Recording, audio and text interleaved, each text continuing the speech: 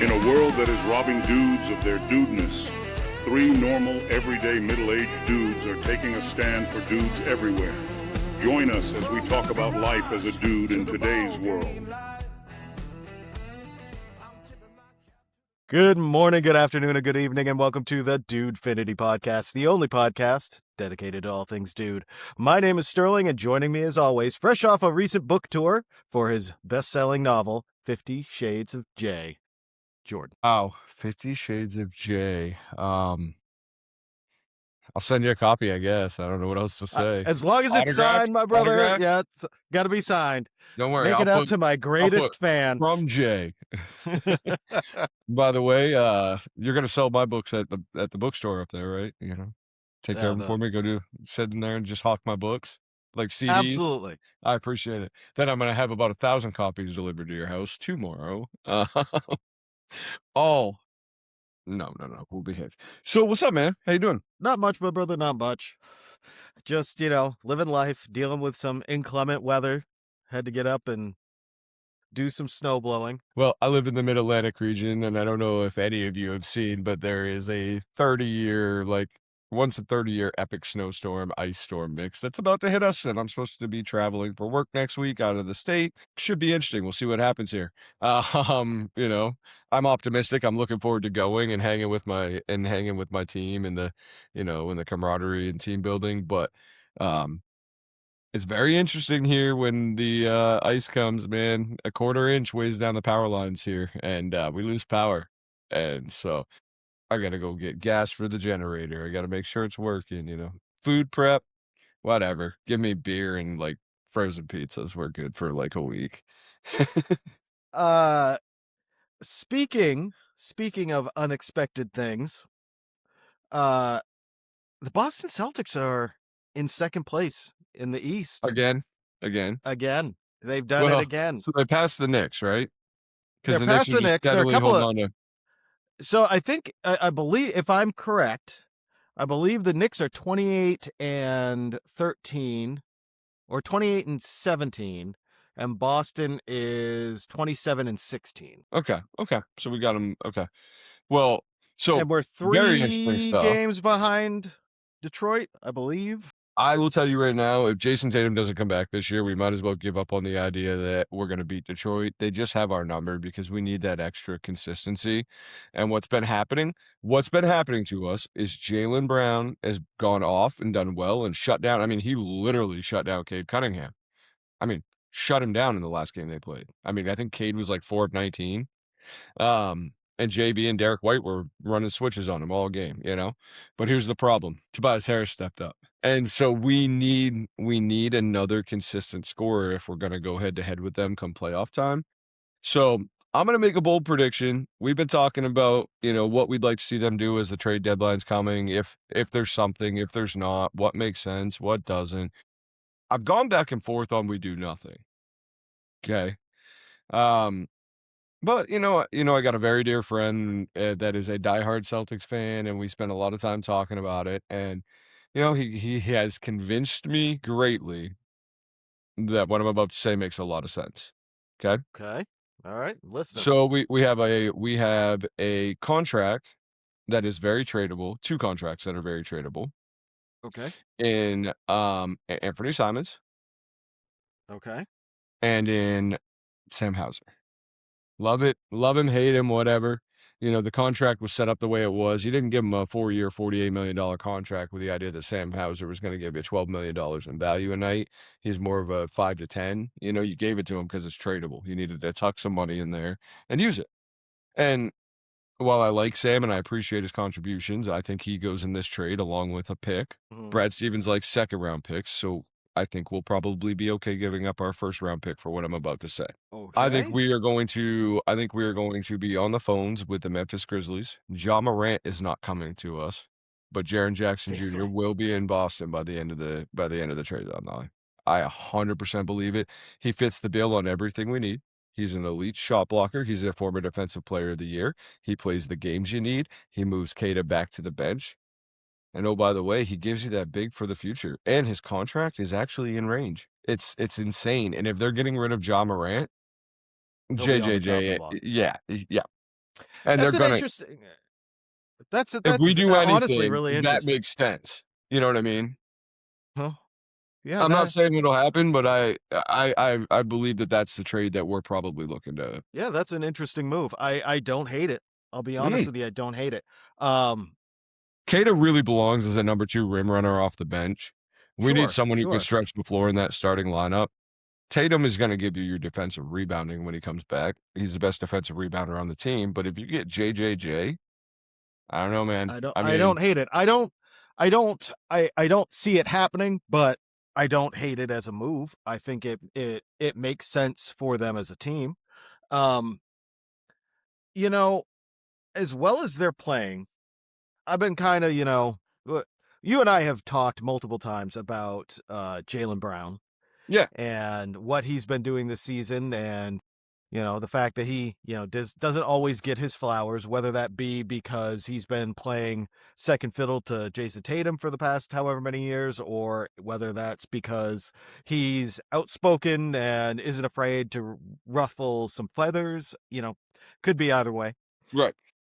So I was out snow blowing the driveway, and I was listening to a kind of a compilation of, I don't want to call them haters, but just people who didn't believe in what JB could Yeah. do. Going way back, like pre-title, when they were saying break the Jays up, don't have the two of them can't be on the same team. Got Haters to gonna trade hate, one of them. bro. Yeah, 100%. And some of I'm listening to some of these takes, dude, and I'm thinking about how wrong they were and how consistently wrong they were. Um, and You then mean I hot think about, takes fail? yeah, well, I don't even necessarily think a lot of them were particularly what I would refer to as a hot take, because it wasn't going against what other people in sports media were saying. It Yeah. was kind of the same old story. He can't be a leader. He is the number 2 player, or he can't be the best player on a title contender team. A lot of stuff. So They can't win a title together. So then that made me think back to what you were saying last weekend when you nearly called the exact score of the Houston Patriots game. You were off a little bit, but you were right, close. I right. think you were 3 points off between, Yep. like, total. And so that got me to thinking, are like well-educated, consistent sports fans just as good at making a call about a team or a player as sports media is? So here's what I'm gonna tell you. Okay. So 2 things. Hold that question. I want to say something about what you just said about Jaylen Brown real quick, and then I'll answer your question. I promise. So Jaylen Brown, I don't think he wants his flowers. I started thinking about how you and I are always like they don't give him his flowers. I don't think he wants them. I think he's fueled by it. I think in fact he does everything to not get them so that it motivates him. I think he's a insanely self-motivated individual, and the doubt of others it provides a doubt for him to prove himself wrong too. I have a feeling he could care less about your flowers or my flowers, or you Maybe. know just a thought.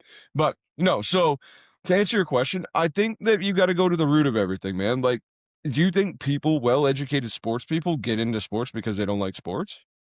No, they get into it because they're fans first. We're all just fans. We all have an opinion about it. Got news for you. A lot of them are wrong, but opinions are like, we know what they are. They're like, and everybody's got one. I'm not saying, like, sometimes I agree with some people's opinions, sometimes I don't. Stephen A. Smith, about 50% of what he says is blowhard blubber to me, and then 50% of what he says, I'm like, oh yeah, Stephen A's actually got a good head on his shoulders when you actually get through his blustering. You know, I think that when you make predictions, if you notice, I'm predicting around things that I know. Right. What do I know? I know Absolutely. the Boston Celtics.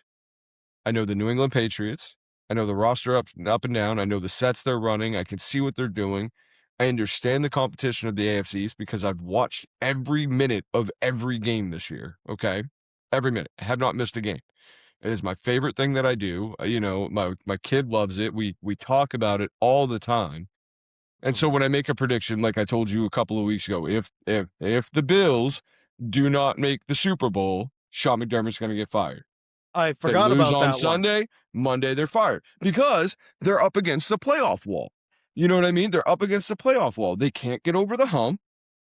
And the only way you're going to change that is a new coach. You're not going to get rid of Josh Allen. So you got to try something different. So what do you try different? Now, do I think the Bills made the best move by promoting their GM, Brandon Beane? Heck no. He hasn't put a roster around Allen yet. So how do you justify firing coach and not the GM? I actually think they both should have gone, and there should have been a complete regime change in Buffalo. But whatever. Good luck on them, man. They still have Josh Allen at the end of the day, so they're going to be competitive year in and year out until he's gone. But I think it all starts, to go back to your question, it all starts with being a fan. And I think when you are a sports pundit, so to speak, what you're doing is you're watching every team night in and night out. So are you really paying attention to that one team and the surroundings of that one team? Or are you looking at it on a broader scope? So I think it's easier to fail as a sports pundit in your predictions sometimes, unless you're talking about the thing that drove you there, your passion. And you can't do that when you're one of those guys, because that one team, let's say, for example, David Ortiz, he's very biased when he calls baseball games. He's a Red Sox, man. He won many World Series with the Red Sox. His favorite baseball team is that. But he can't show that bias in everything he does and the way he views the game when he's calling games and he's sitting at the desk. He has to look at it all around this. So I think when you're making predictions about your own team, that's one thing. When you're making predictions about other teams that you don't watch all the time and you're not watching as closely, I just think it messes you up. I agree with you to some extent. I'm gonna agree on a national level. It is tough to pay attention to every team, every player, and do so with such an ability to make a prediction about all of them. Without a prompter running across the screen in front of it. Right. Yeah. But you also have to remember that there's a team of statisticians, analysts that are behind all of this. And that goes to my point a little more. We'll make a prediction. Like, here's one. Neither one of us thought Boston was winning a title last year. No. You are vastly more real. I don't want to say realistic. I guess realistic that they weren't going to win a title last year. Yeah. I didn't feel like from the beginning of the season it felt like a title year either. Yeah. But we were able to suss that out without a team of analysts just by watching games. Well, we know watching the from where we sit. competition. Yeah. Right. Now you look at somebody like Felger and Maz on the Hub. Boston Sports Radio. Yeah. They had a take that this Celtics team was below what it should be doing, or rather was doing what it should have been, what they expected it to do when they were, I think, in 8th place. This was a couple of months ago. And that, a 25 point a night Jaylen Brown is unrealistic, and et cetera, et cetera, et cetera, and that he was going to fold and all this other stuff. Now, their only focus is New England sports. So and frankly, it's their only job, right? We're doing this in reality as fans of New England sports. But you got to look at guys like that in a little bit of a shock jock kind of capacity, and that's from what a I'm sports saying. perspective. I think they put the takes out there because it stirs up, especially in New England. If I go out there on the radio in New England and I say Tom Brady sucks, and I'm a radio analyst, guess what? Everybody's going to listen to me and tell me why I'm wrong. You know what I mean? Like, so that's what I mean, is like. And that's kind of where my head's at with this. I almost wonder if for a lot of these analysts is the quote unquote hot take more important to them than accuracy and giving a real. I mean, look at like Brian Windhorst. Windhorst is fantastic and says and you very rarely hear him with a hot take. He shows up with stats and analysis. Yep, same thing. They're giving you what the reality is rather than, and God love him, he brought a title to Beantown, but sometimes Kendrick Perkins, some of the that falls out of his mouth, it's barely listenable. You did say educated pundits. Poor KP. but No, but I hear you. I hear you. I mean, it makes a lot of sense, but here's the other reality in it.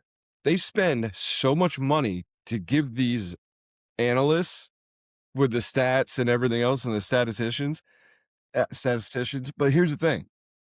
The game still has to be played, and you can't and here's the thing that how many times last year, okay, did I say, "Dude, this team doesn't have it. They don't have the fight. They don't have the fire." You could see it in the way they're playing. They're just their energy, the way that they communicate. The thing that you can't see in a box score is the rhythm of the game. You can't see the hype of the player. You can't see the energy and the interaction. And that's why when I predict that the New England Patriots are going to the Super Bowl a couple weeks ago, it's because when I look around the league, I've watched a lot of these teams and they're all united. They're all good. But I know what it's like from watching many Super Bowl teams in New England play.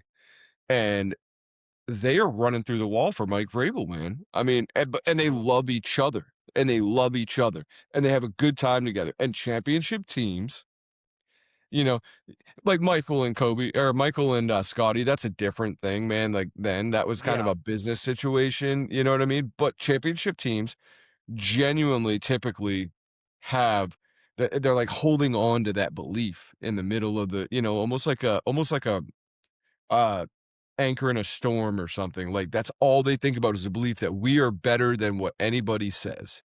Well, you bring up Michael and Scotty, and that makes me think of, just all-time greats, Mhm. you know, and you can have a championship team, not and mind you, I'm not saying that Drake May May isn't, bound for ultimate greatness. But He what I'm hasn't even saying scratched the is, surface yet. That's the crazy part. right.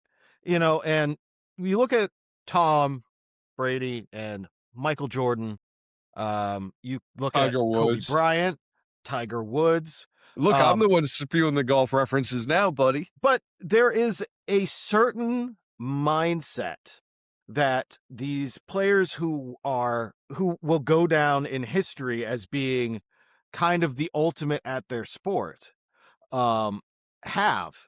I think I sent it to you earlier, but it was a video of Tom Brady talking to kind of the starters from the current Patriots. They're sitting down having Mhm. a conversation, and one of the things he talked about was practice. Yeah.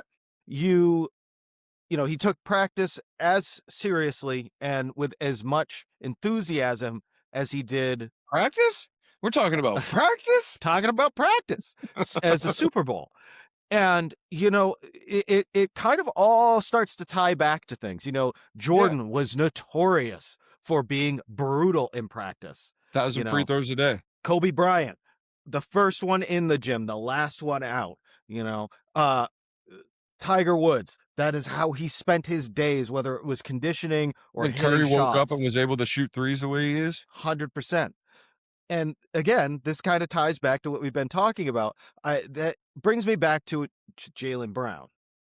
We're talking about a player who has had a ceiling put on him every single year. And every Yeah. single year he comes back and Yeah. is better than the year But before. guess what? That ceiling is glass, buddy, and he breaks it. And that's all that Every time. matters. Because Which, he doesn't get his flowers and he's motivated by it. I'm telling you, well, he's sicko. And I think Joe I think Mazzulla it's, and him might be in the same like headspace but together. I think it's about practice because It loves that, yeah. it's just like anything else as a man that you have to do. You have to take realistic views of yourself, look in the mirror. What are my weaknesses? Where can I be better? And be willing to go through the effort and the time it takes to improve yourself in those ways. I think every successful individual, man or woman, uh, does these things. Is Well, at yeah. least in my experience. No, it makes sense. But so a few years back, I remember seeing something, and I'm gonna paraphrase because I don't remember it 100%, but it was Tom Brady and Tiger Woods. It was in that like golf thing that they were doing. Oh yeah, yep, the Yeah. match. Yeah. Yeah. Okay.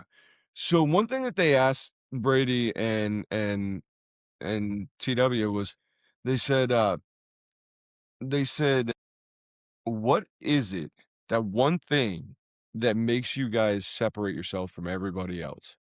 And they said something, and I thought it was an interesting answer, but just listening to you talk, I'm curious.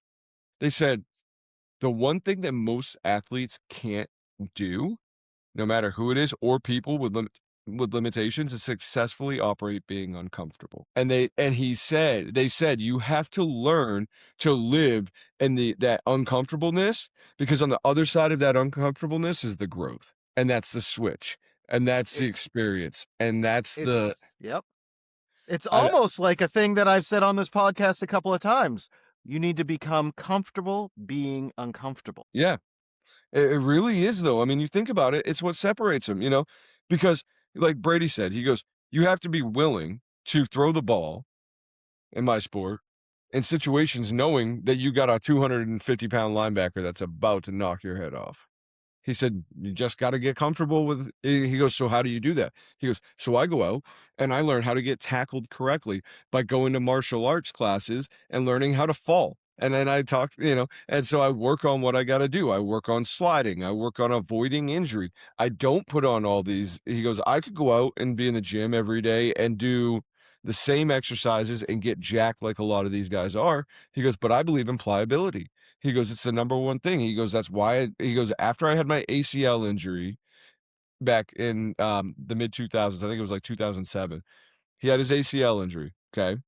His ACL injury, when that happened, he said, I had been working out harder. My body was in the best shape, like muscular wise, like definition wise, than it had ever been, because we were winning Super Bowls. I felt like I needed to do that. But after that injury, I learned that no, the best thing I could do is be flexible. He goes, I can be strong and be flexible. He goes, but you know what? My joints never hurt as bad after I started working on the pliability. I started eating. I mean, Tom Brady's crazy, man. Like, these guys are crazy. He ate avocado ice cream for 20 years because he wanted to eat the way that he should. And like, right? Like, I like avocado as much as the next guy, but like, I don't, avocado ice cream sounds like, and I love ice cream. I usually will eat all kinds, clearly. But seriously, like, he did things like he dieted based on like the weather climates, so that if it was hot, he was eating stuff to reduce inflammation.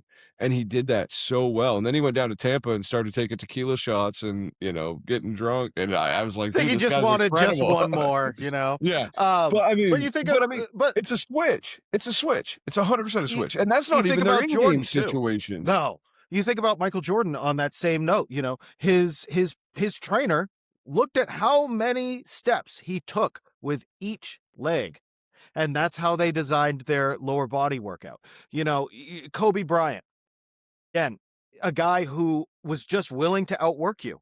I- If you Kobe put Bryant in was the probably the toughest I ever saw play basketball. Like, I'm gonna say that straight up. I mean, I think he was the toughest to ever play. You can bleep that out. I don't care. I mean, Michael Jordan was the best basketball player ever, hands down, but Kobe was the toughest. I you know, it's hard to argue it, but you know, at part of the reality of the situation with Kobe was, you know, he learned from Jordan, you know. Um and you got to give some credit here too to Jason Tatum. I Look thought at you the were getting amount ready to to say LeBron. I was about to end this no. podcast. No, not at all. But look at you know, Tatum's told you're not going to come back this year. This is, you know, it's just not realistic. And the guy's worked his ass off and has been willing to be uncomfortable. If you don't think that physical therapy sucks, you've never done it. It's miserable. It's not He fun. It's spent not a good Dude, do you time. think it's fun getting all wrinkled and shriveled, spending 4 hours in a pool a day trying to re-strengthen that thing? Yeah. No. You know, and the same thing with Jordan. Michael Jordan, when he broke his foot, they're like, you're done for the season. This dude said, absolutely not. He went through all of the effort to make sure that he came back that season. The thing that these guys all have in common is that willingness to do whatever it takes to be the best. Now, And I wanna say something, because these guys are heroes, in my opinion. They're, like, at the upper mhm. echelon of, not heroes, but you know what I mean? They're, like, but they're when it they're comes to mega. their They're mega people in the sports world, like, and yes, people in general, okay? Now, for everything that these guys have had success, for everything I've watched these guys do on the court, on the field, on the course, right? They do everything well. everything. Michael Jordan elevated the entire brand of Nike to the point that he's getting, I forget how much money it is, but he's basically shoe deal for life on the Jordan brand, and he's set. He never has to do anything again, right? He he he's just off the court. These guys have done incredible investments with their money, and Kobe did all these things, and uh, Tiger does it. They've all been sponsored to no end, and the money they make. But you know what? The one thing they've all failed at, and they've all failed, and I think it's because they put being great over everything else in their life. Tiger was a cheater. Michael Jordan's been divorced. Tom Brady's wife thought he was crazy for wanting to play another year and ended up leaving him for a jiu-jitsu instructor. Kobe had a rape allegation and was notorious for cheating on Vanessa when they first got married. I think Kobe grew out of that and became a really good dude, like, over time. I do. I think he genuinely like changed his ways, but and I admired Kobe at the end. But I mean, all of them were known to have personal relationship issues. And it does make you wonder. You look at Mike, right? Mike was about his business, man. They all said it. They said, "We ain't friends with MJ. Nobody's friends with MJ. You can't be friends with him." You know what I mean? Like, he just kind of stayed in his own space, and when he spoke, everybody listened. And you look at Brady, they call him the ultimate teammate, but his circle was always small. You look at Tiger, 50% of people think he's a jackass, 50% of people think he's great. Yeah, you know what I mean? So I'm just saying, You know, like, is there a correlation to these guys? Because you look at guys like LeBron. LeBron. LeBron supposedly the GOAT, according to his own words, and stat wise and everything else. Sorry, no. But you look at LeBron, him and his wife been together since high school, have three kids. I think it's three kids together. Yeah, and they raise their family. They do what they got. I'm just saying, did he put family? Did you know what I mean? Did those things that those guys didn't care about at that time, obviously, allow them to go further than someone like a LeBron, someone like a Peyton Manning, someone like a Drew Brees, someone like I don't know, who's Tiger on the golf course competing against all the time. Like, I just wonder if their priorities when they look back at life, even though they were on the top of their games and everything else and the king of their sports, I wonder if there's some like intrinsic lack of value in some ways because they had their priorities flip-flopped. here's what I'll say. Sorry, that was really long-winded, but I think you know what I No, mean. no, I get what you're saying.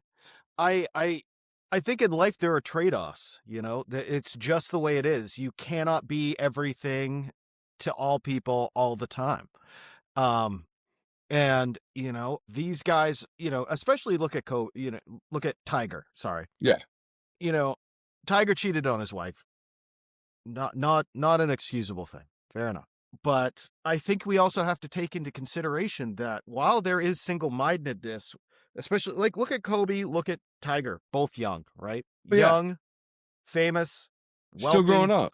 Still growing up. still growing up, and that single-mindedness. Again, I'm not excusing the behavior, but I think you can see, Tom. I'm making the assumption here, maybe wrong, but I'm guessing that Giselle was already unhappy, and it wouldn't have Yeah. mattered whether Tom Yeah, didn't exactly. if he had retired. The same would have I think happened no things were matter what. probably already messed up, you know what I mean? Right. And Yeah. with Tiger, he slept with 14 other women. How many did he turn down? Again, not excusing it, but He was young I think navigating that kind of territory as a young man, and with let's a be lot of honest, money, with a lot of money, these are all professional beautiful women. athletes, beautiful They're all women, beautiful women throwing themselves at him. and it's not like any of these guys There's a are lot of failed. I know. I'm just saying, I do right. think it Like I say, and I wonder whether any of them would trade it because I doubt it.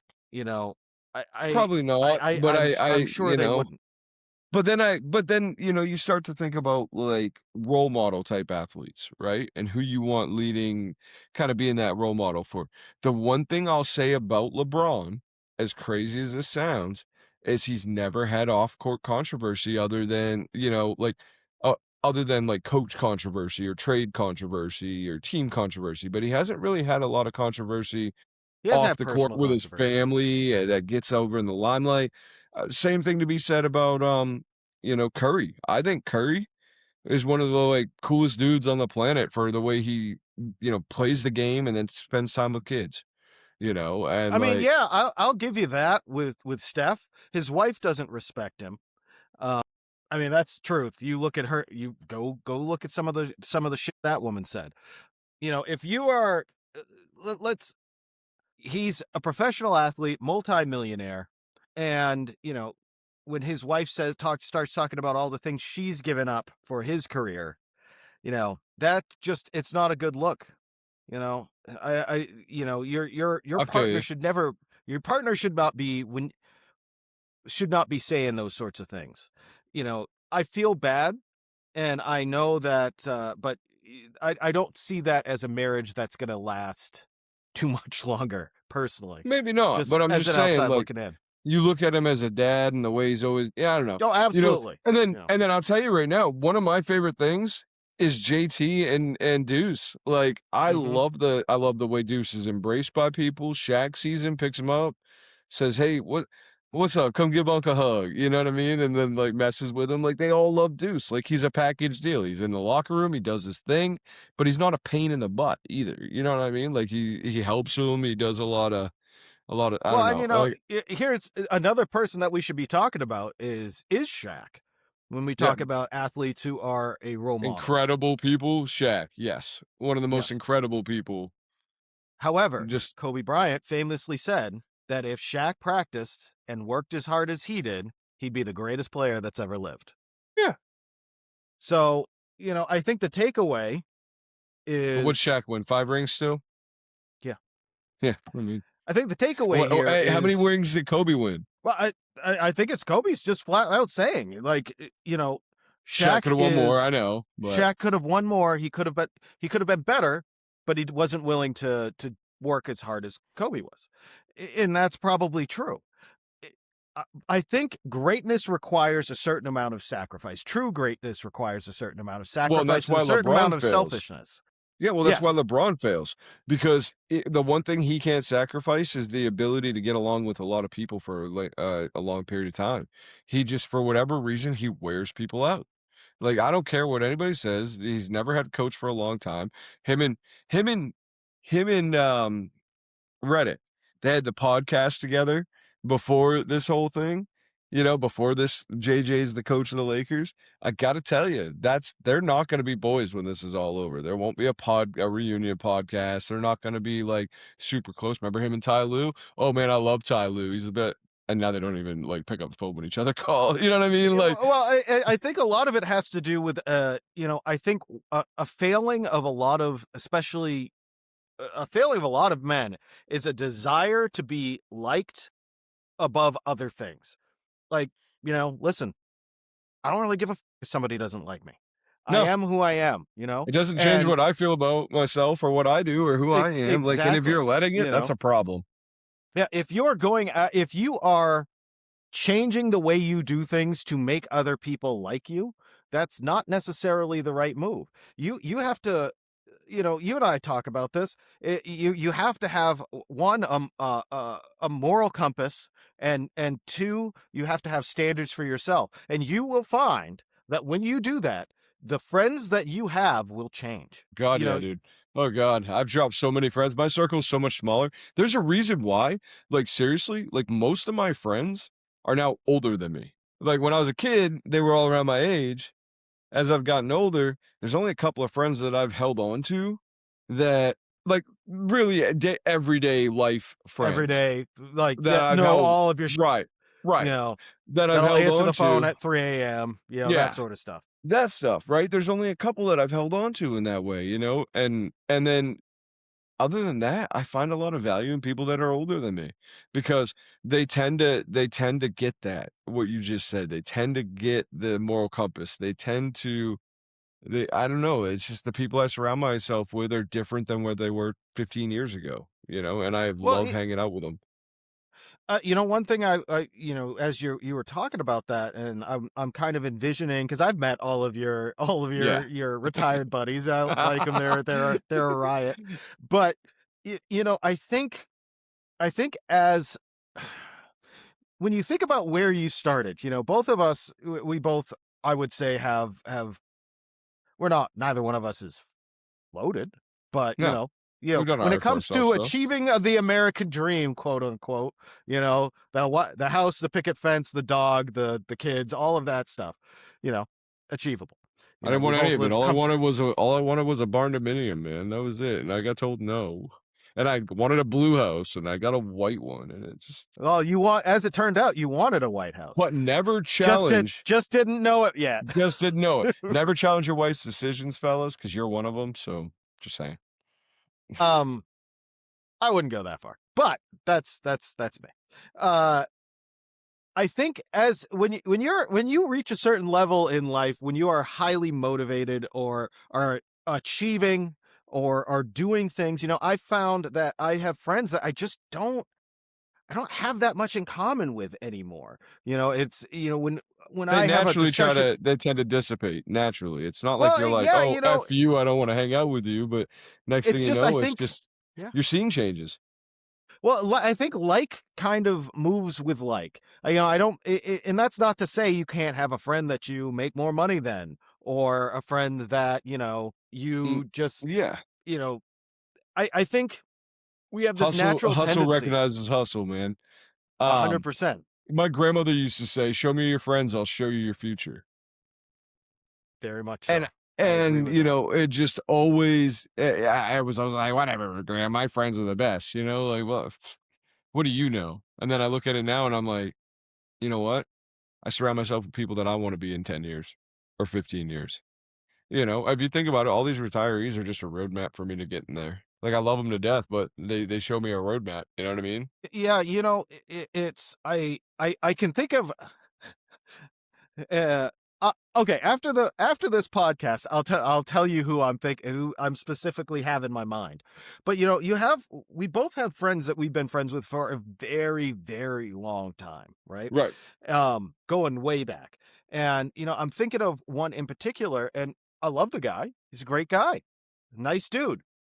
The level of non-motivation for I know exactly who you're self-improvement, talking about, and I love him to it death. just Yeah, boggles my mind. He's a fantastic person. Like, comfortable, listen, but he's comfortable, but and he's he's as comfortable happy as can be, and as he's as happy as happy can as can be. be. But I just go, I don't know if there comes a certain point in your life where you have to say, my station, this is not okay. This isn't an okay way for me to exist. I need to, I need to improve myself, improve my station in life, be willing to be uncomfortable, being comfortable being uncomfortable, do the things that are hard, like I know you and I took kind of different paths to getting where we are. Yes, you we know did. i yeah, I eventually went to college, got a degree, et cetera, et cetera, et cetera. But and then I'll have people go, well, I don't know if I want to go to school for X, Y, or Z, but they're doing nothing.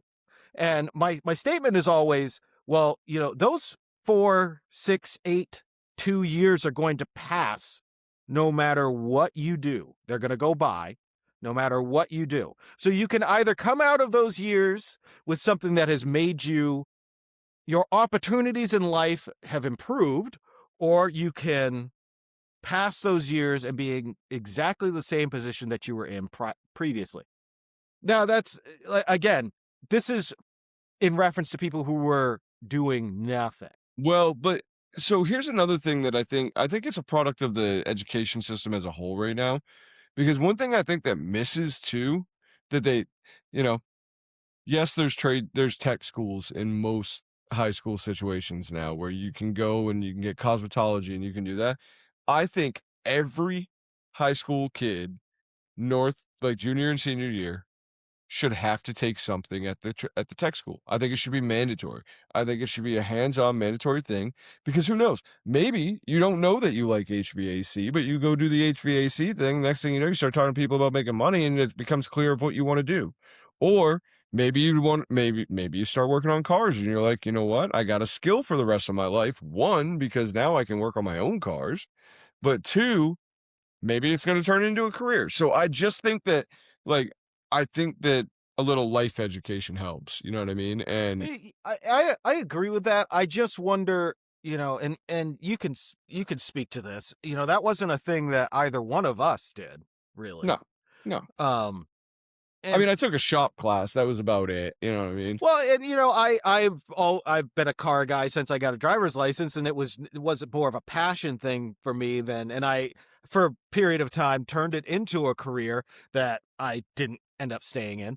But I think there needs to the stigma Can you on really call those yourself kind. a car guy driving a Honda Fit, dude? I don't know.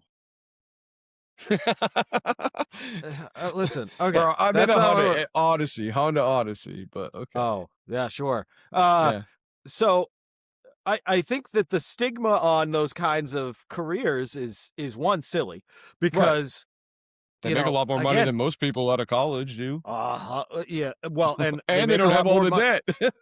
Well, and then they make a lot more money than most people who don't do Right, anything. right. Listen, like the reality is that these things are not for everyone. You know, there's a reason that, okay, I'm going to say this, and it is a credit to you as a person to achieve what you have achieved in the way that you've achieved it is difficult. And it is not something that but it's No, I true. appreciate it. I appreciate it. Most people cannot do that.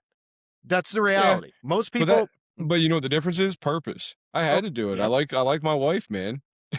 You Hmm. know what I mean? I wanted to keep her, you know, and if I'm not bringing anything to the table, what am I doing, you know? And then Well, so exactly.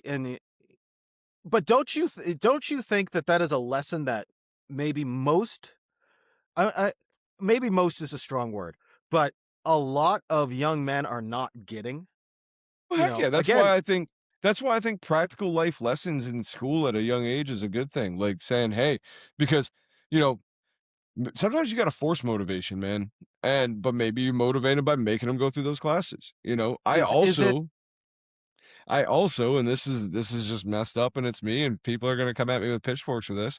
I also believe fully that able-bodied people should have to go through JROTC at school. I do. I think that I think it creates respect of military, creates respect of country. It helps you get people who are ready to maybe take some discipline. It provides discipline. I'm not saying you go with it the rest of your life, but I do think that if you are able-bodied, you should be in a JROTC course in an American high school. I do. I mean, that I okay. Get I don't mad, be upset all necessarily. you want. Most people who are gonna get mad about it are mad that they're at school to begin with.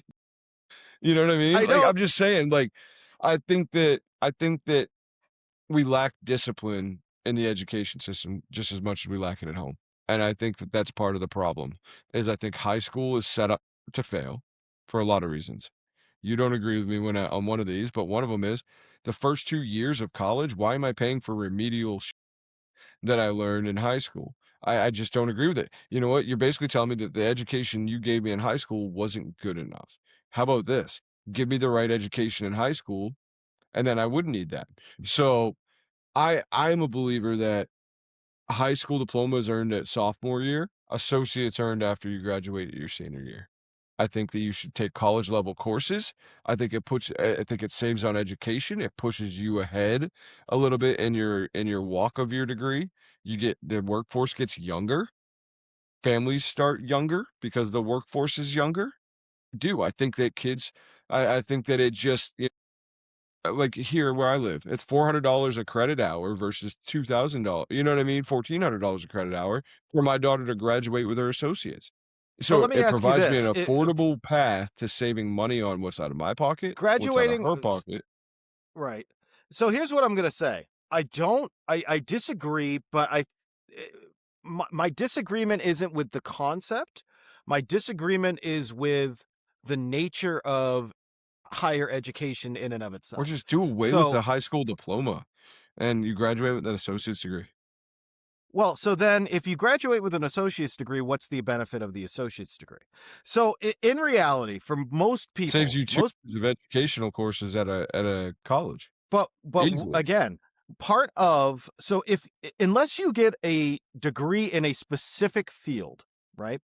So if you get a degree, if you go to you get your bachelor's degree, you go to school, you for 2 years you become a PA.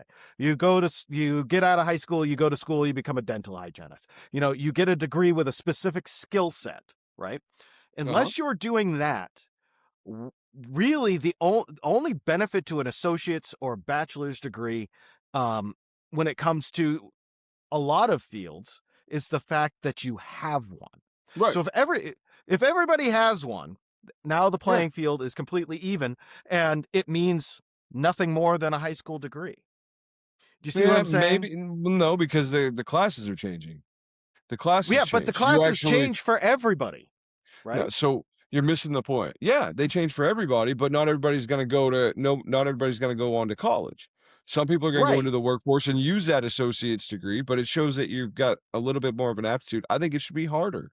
I think that they should be So college level courses that are taught your junior and senior year.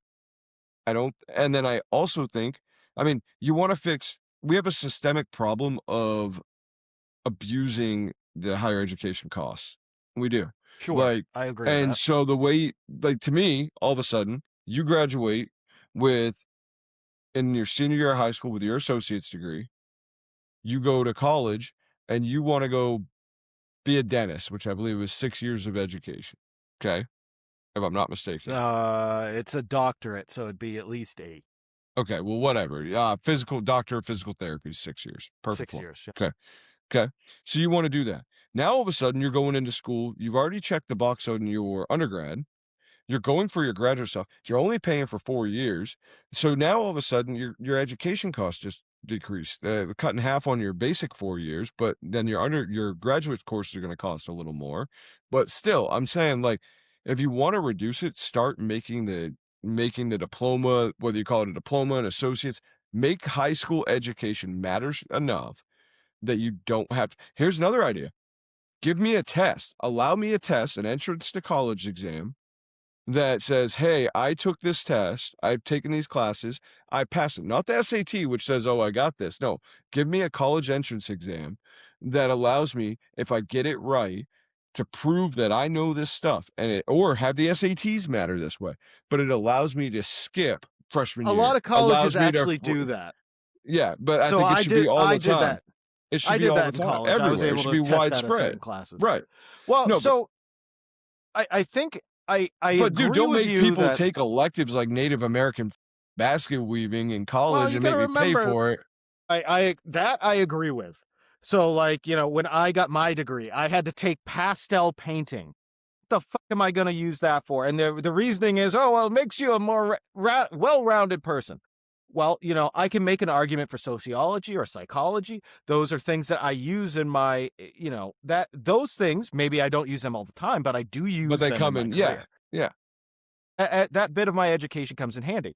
I had to take a specific foreign language class for my education, and I've certainly used that information. I've held on to it and have been able to use it at times, and that's been somewhat useful. Not once have I been like, thank God I took that pastel painting class. So I do agree. There's a ton of fluff especially in a bachelor's degree. A bunch of you That's don't why need. I think if you could cut out some and stop making people pay, and I do feel like even in trades, let's say that degree was weighted heavier for some reason, whether it was associates or what. All of a sudden now companies are more willing to invest in people because they actually do have that associates. Even if everybody has Sure, it, they're more willing to maybe help them pursue like being a journeyman. You know what I mean? Or like, so but I just I think just that don't think so. Here's my only issue with what you're saying. If we look at the job market, if the job market existed in the way that you're saying, I agree with you 100%. I think the part that you're not taking into account is that the job market is competitive, right? So if it if is, my but if my associate's degree is the same associate's degree that everybody I graduated from high school with, Yeah. has, then now that's it has near on no more value than a high school diploma does There's when I'm people who are entering the job still market. gonna drop out of high school. There's Sure, still people who are gonna there's get general education degrees. There's, our general education diploma. There's still gonna be people that fall out, but the problem is too, the other thing it uh does, it you're teaching college level courses at an earlier age. You're also putting people in the workforce at a much younger age. If I imagine if you take a 22-year-old and you put them in the workforce at 20 instead of 22, that extra 4 years. Now all of a sudden they're buying houses earlier because they've been making money. All of a sudden they're starting families earlier. And our workforce, let's face it, it isn't getting younger. Like at a rapid rate. You know what I mean? So, I think there's that. I think the other thing is, if all things are equal, yeah. I mean, like I said, but people are still going to drop out. But here's the thing: now we're creating a better workforce. I that portion of it, I don't necessarily think. I think part of a college degree, the education portion of it, I agree with. Like, I think, I took college level classes in high school and got college credits and all that good crap. Um, I think that stuff has its place and it is Yeah, useful. Absolutely. I think part of the problem with college is the fluff that we've talked about. There's certain classes you just don't need. They don't pertain to your degree. Why are you paying for it? You know, but I genuinely believe that as a workforce, one, the discipline thing. I don't think that it's just not the school's job to to no, to no. maintain discipline. That's You know, why I say that we should probably have to go through ROTC or something. well, I but mean, I'm again, serious. well, I know you're serious. If you're I not playing, disagree. if you're not playing sports, you should have to go through JROTC in school at least once. I just don't think it's the school's job, and I don't think it's No, I I don't know. think it's JROTC's job either. I think it's the job of the parent. I No, think I hear it's you. your job as a parent, and But at so the same time, I'm looking at it from the Americanism side of it a little bit, where I think that one of the things that's dwindled is how fortunate we are to live in this country. I don't think that, I think there's a lot of, in this younger generation, there's not a lot of American pride in school. They don't talk about it as like a prideful thing. They don't talk about it, as, you know, man, we are so lucky to live in America. We have it so good. Here's what they're doing in other places. And so I just think a sense of like, plus, also, I think it's a good thing if you're not going in the military to still be able to help the military in the event that we're in an all-out war and something happens here. I do. Or to be able to protect yourself at home. Like, you know, yeah, sure. Again, I don't think there's anything inherently wrong with I that. want us to be a I military just state, but that's different. Jesus Christ. Um, you know, I think part of the problem is that the way our military is structured, it's not like we have a small population. We are not Israel where we're being attacked on all sides all the time and we need mandatory military service because Right. we have to bring up troops.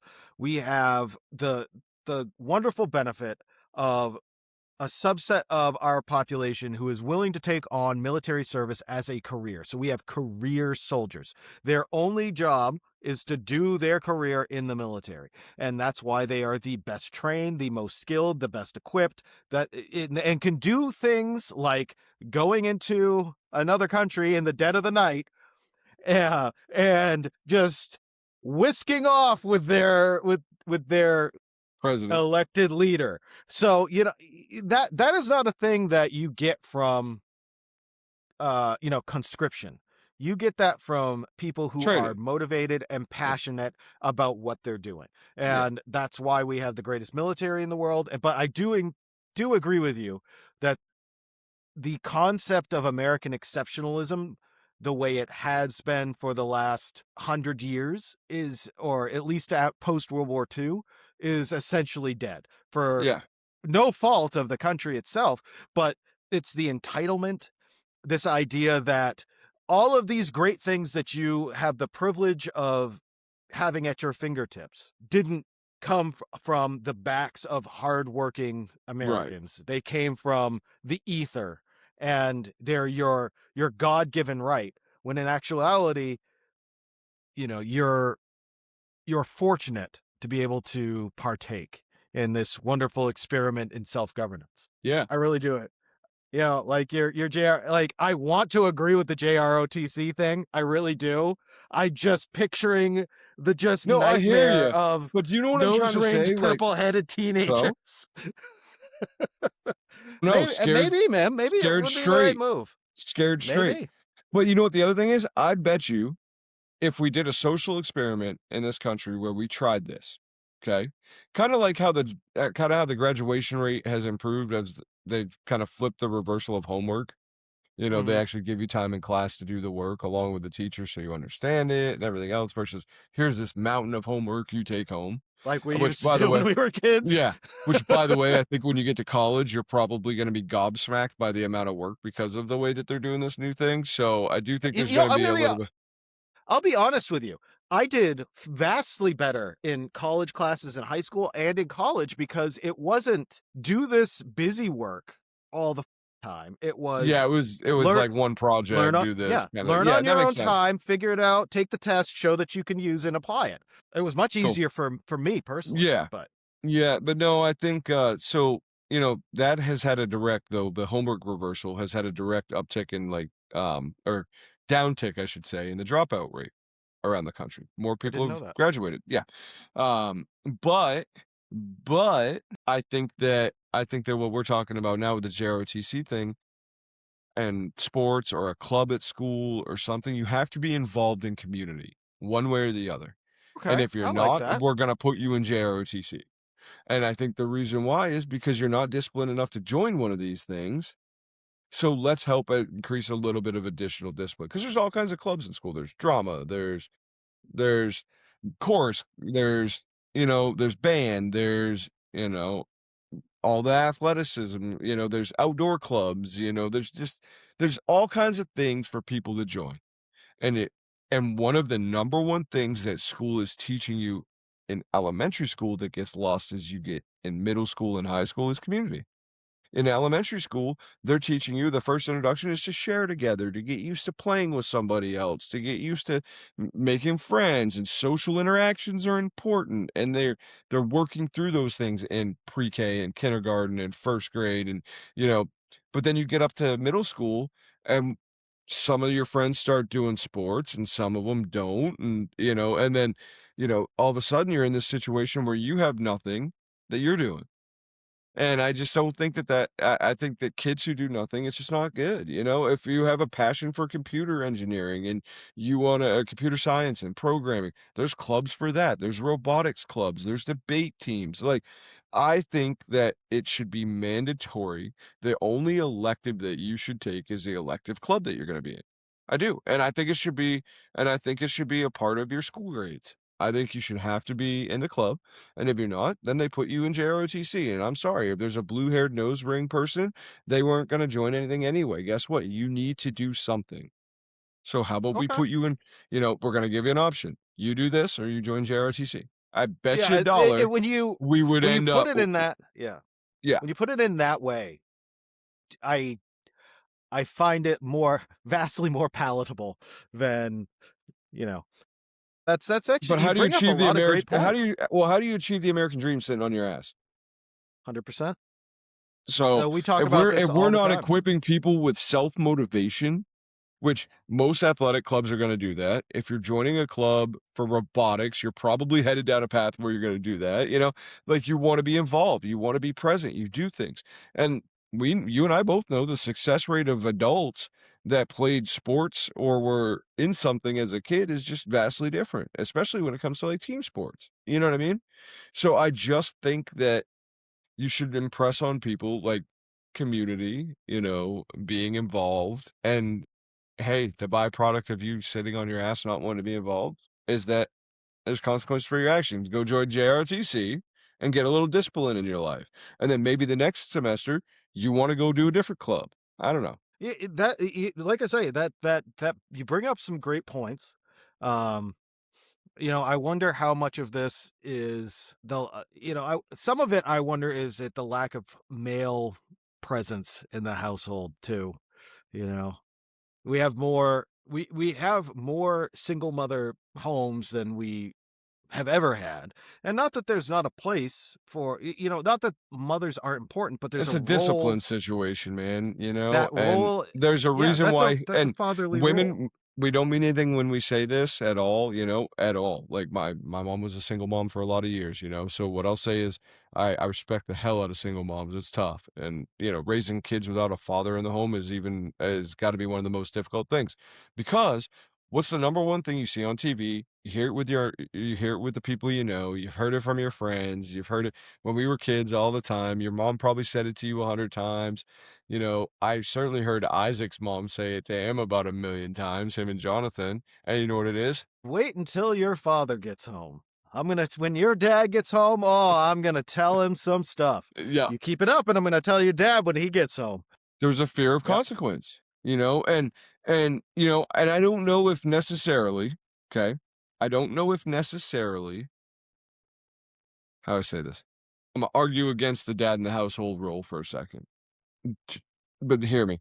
I don't know if necessarily that it's the dad is actually the Can disciplinarian, can or if it's I the can I fear of amend disciplinarian. can I amend my statement real quick before you I let me rephrase.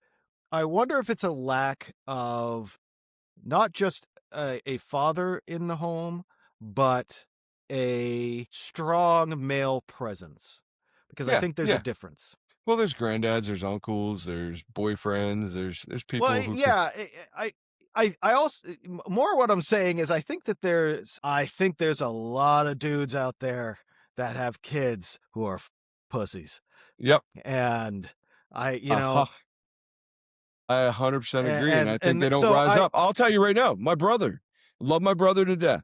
My brother can't get off the mat to save his ass. My brother is chasing this Uh-huh. girl to the end of the earth, and I love him, man. I wanna see him succeed. I wanna see him do well, but, I mean, he is just stuck chasing a girl and there's no point. And sometimes I think men nowadays, especially, one of the things that's happened is there's been such a separation of and then there's been such an emasculation of men. Even men have been a lot of men have been beaten into a corner of or into a mindset of what I need first. And it's almost like they don't see their kids on the other and whereas the number one thing that frustrates me with anybody, and I've told you this a lot, is now that I'm a dad, I don't understand how they could do this as a parent. And that statement, when I look at life, when I evaluate friends, when I think about my brother and his situation right now, you know, I just scratch my head at how kids are just not the most important thing in everybody's life. I don't get it, and I think the world's become intrinsically selfish. I think the world's becoming and intrinsically instantaneous, Mhm. meaning that we get instant dopamine hits here by quick scrolling and doing these things. And I think the world's distracted from what really matters, you know? Yeah, I no, I agree with you. We I know that you and I kinda harp on this a lot, but there are things that you are supposed to be doing as a man. You are supposed to be doing things that are uncomfortable. You're supposed to be doing things to make your life better. You're supposed to be doing things that when you have a family makes their life better. And even if it sucks for you, that's your job. Well, I'm gonna say something, and I heard this at some point. No, I haven't heard this actually, but I'm gonna say it because and we can go ahead and put this out there. I thought I had heard it somewhere, have not. But there's a reason why men's shoulders are bigger than women's. We are meant to carry burdens. We are meant to carry the water that the women don't see us carrying, the weight. I envision like carrying the weight like water buckets up a hill. There's a reason why men have the broader shoulders. Men are meant to carry the heavy burdens and do the heavy lifting for their family. That's just is what it is. Women are meant to be loving and nurturing and kind, and if they were meant to be the ones that had to worry about everything that goes on in their life and their family, then they would have had the broad shoulders, they would have been the bigger presence, they would have been and they're not. And it's not to minimalize women, it's actually to minimalize the guys that aren't putting women in a position where they can thrive as women. Well, here's the thing. Another thing that I have. was driving and I was thinking about this, and I'm like, yeah, I don't know if this is really the best thing to be saying on podcast, but since we were already in this realm, why Yeah. not? I think part of the We're problem getting is canceled this week. Holy. I think part of the problem is that, you look at this wonderful creation or wonderful um creature that exists called humanity. And we have there's all of these things and interactions that you have to do with the world around you, right? I think about us when we were hunter gatherers living in the woods, subsisting on the environment around us, and somebody had to do the hunting, and somebody had to fight to protect the village, and somebody had to do all of these things to keep everybody in the tribe alive, right? And that was the men. And somebody had to do the nurturing and the raising of the children and all of these other things that are equally as important. But nature or God or however you want to put it gave those two roles, Well, and here's the right? thing. We were born to die for, if you look at it this on a very simple and plain way, we were born to die for the women and the children. Yep, Die 100%. That protecting was them, die providing, die doing what we need to do. 100. You when you look at it from a societal perspective, from a tribe perspective, that is 100% true. And there was no And choice in it. well, Like it's just our role. Like it's our it, role in it's this and it the is human our role. experience. And, I one of the things that irks me is this idea that we are not allowed to be as different sexes of the same species have different strengths. Why is that a bad thing? I think it should be celebrated. That, I think Well, about why my is nobody girlfriend. killing off the black widow spider? Seriously. Seriously. I want you to think about this for a second and then tell me about your girlfriend. All right. We're so hung up on Where are you roles going on and this? gender Okay. fluidity and all these Uh-huh. things and like, okay, the black widow spider. The male spider is designed to mate with a woman. Like he's born to mate with a woman and then instantly get killed by her. It's a role. It's a role. Like there is a role where that female, her whole like that male, his whole role is to reproduce and be killed by the woman.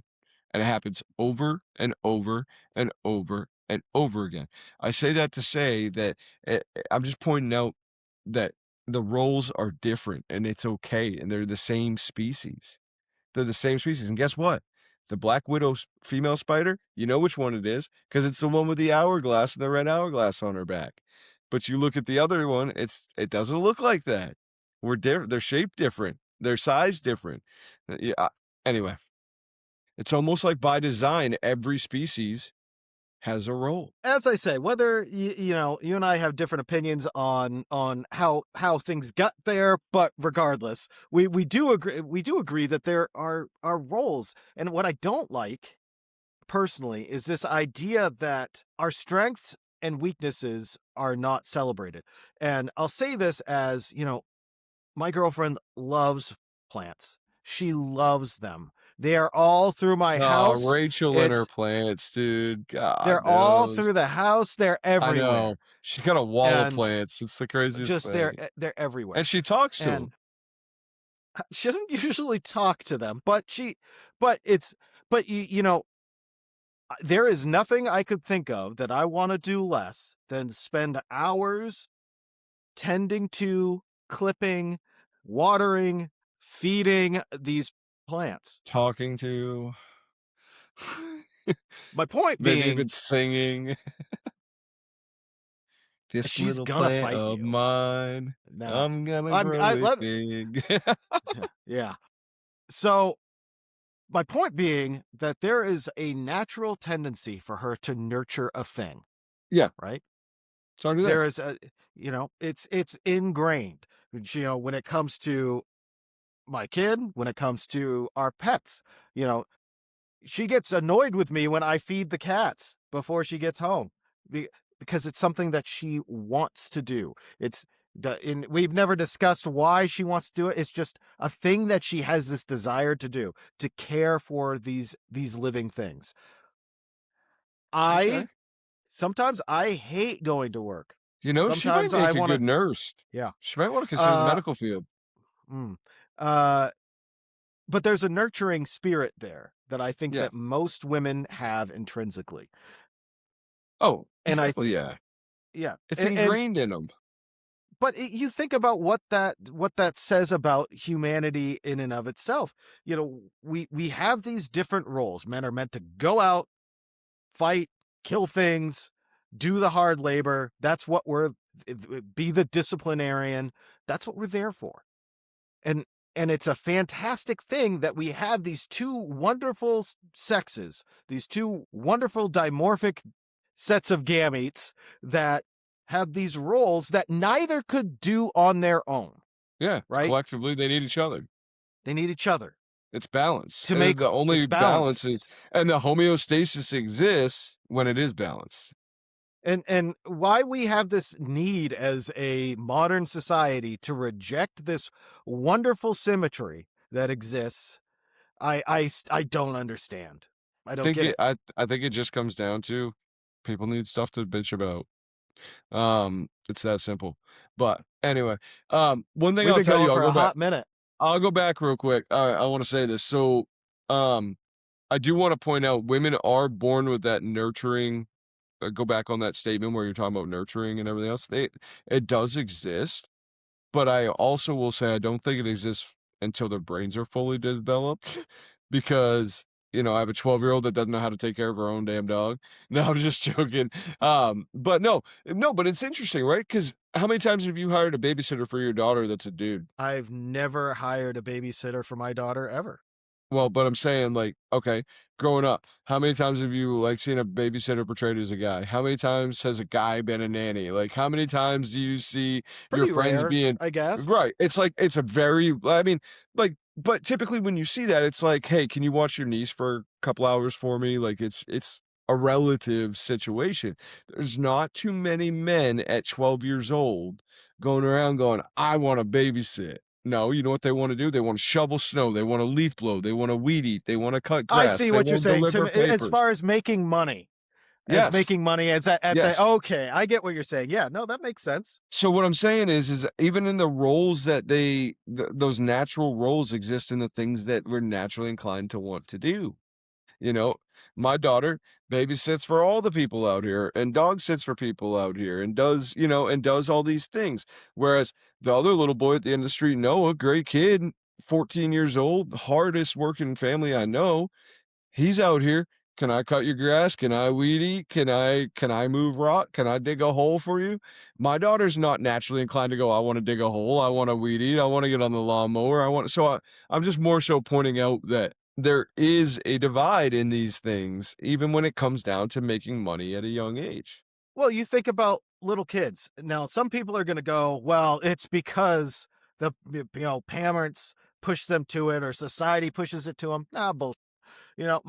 My kid came out of the womb, and as soon as she could talk, she wanted to play with dolls. She wanted to play with pretty things. She loves hair and dresses and princesses, and I've never pushed. In fact, I've been trying to get this kid to play golf because I wanted to go to school on a golf scholarship, and it is like pulling teeth to get Same here, her to buddy. swing a golf club. Same here. But that's what I mean. There's a natural tendency. Girls tend to like people and boys tend to like things, and that's okay. Well, It's so not a bad thing.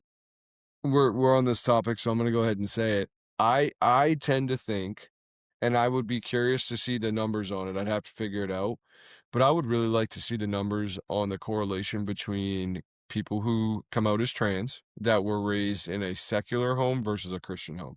I'd just be very curious to see those numbers because I'm willing to bet that a lot of these kids that end up trans or whatever, at a young age, I'm willing to bet that their parents are the ones going, well, when they're dressed up, oh, do you feel like a little girl? Do you want to be a little like, it's okay if you want to be a little girl. I got a feeling that there is Do you more to think do that with the this is parents it's so, again, and how this they're is raised. this is just what the data says. Yeah. You know, um transsexualism is much more prevalent in girls than it is in boys, Yep. at least in the school age years. And there's a thing called, and there's a good book on it. I'll tell you about it later. But basically, there is such a thing as rapid onset gender dysphoria, where one girl in the friend group decides that she is trans, or however we want to say it, and then all of a sudden, They're all all the bu girls want to be and they're trans. all like yeah, yeah. Well, you talk about the attention that we give Yeah, to these people. They get this attention and special treatment, makes and sense. like I say, I really thought you were gonna say the I book's don't name was begrudge I don't begrudge anybody for wanting. No. If you are an adult and you're paying taxes and you want to do whatever you want to do, as long as you're not hurting other people, Yeah. I don't begrudge I you got of no your problem with what choices. anybody as long as they don't force their opinions and their views, try to force them on me and make me conform to what you did. It's not my choice, it was yours. I'm not gonna see you differently just because like Caitlyn, Bruce Jenner, whatever, he regrets it. He said it. I regret that I converted. He goes, "I was confused. I thought I wanted this. It's really not what I wanted. Too late now." And you know what else he said? Like, I've got no problem with him doing his thing and what he did. I know it's weird, like, and it's not for me, like, it's not what I want. It's weird from where I sit. It would be very weird for me, but different would be a better word.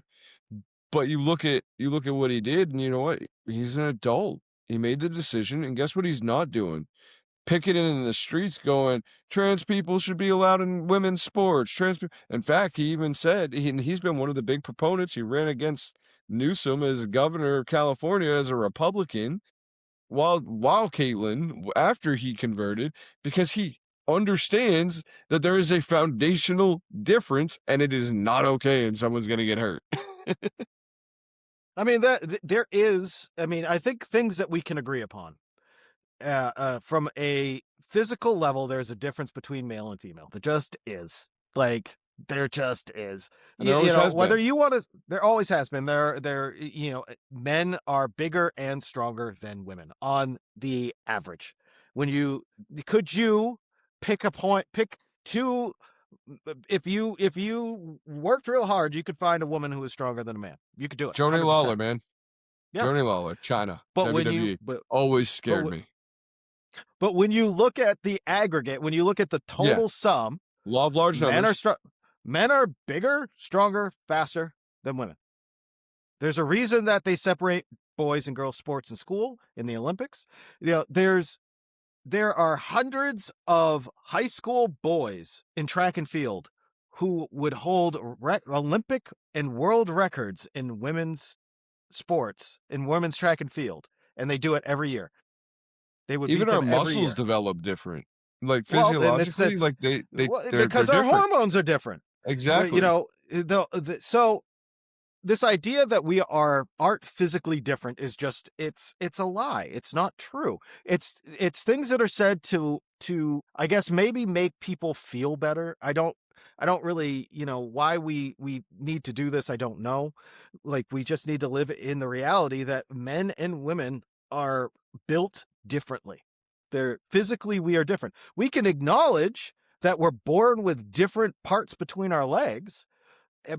And I think most people can acknowledge that physically, in other ways, we are different. We're different in terms of our physical stature, our bone density, the size. You could tell men and women apart when you're just But looking at even the bones just depth by of the our size of their voices, hips, I mean, our depths of voices are different.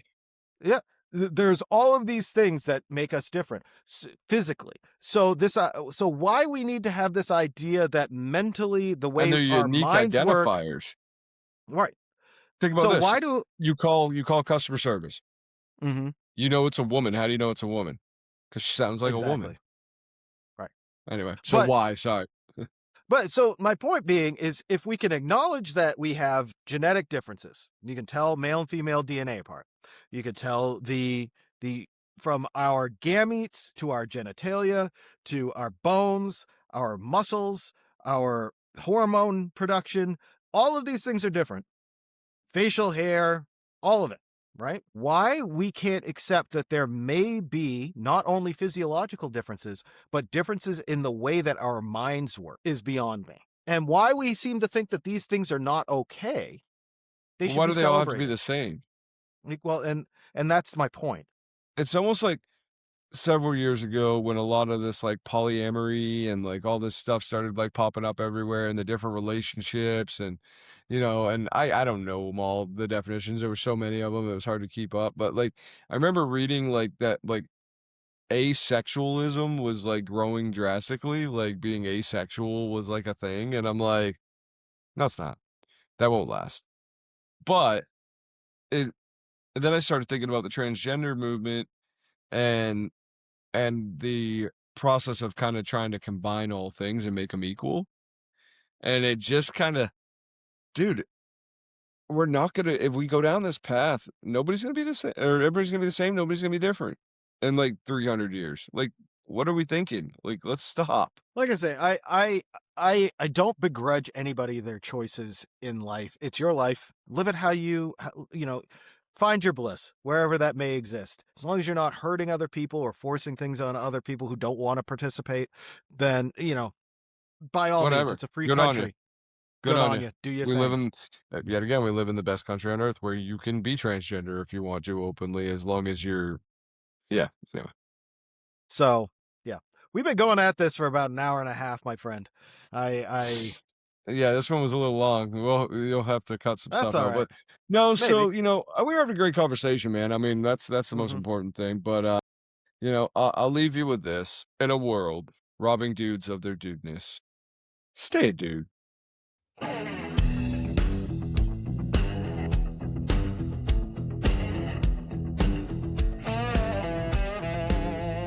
I'm the king of my driveway, mowing lines so straight.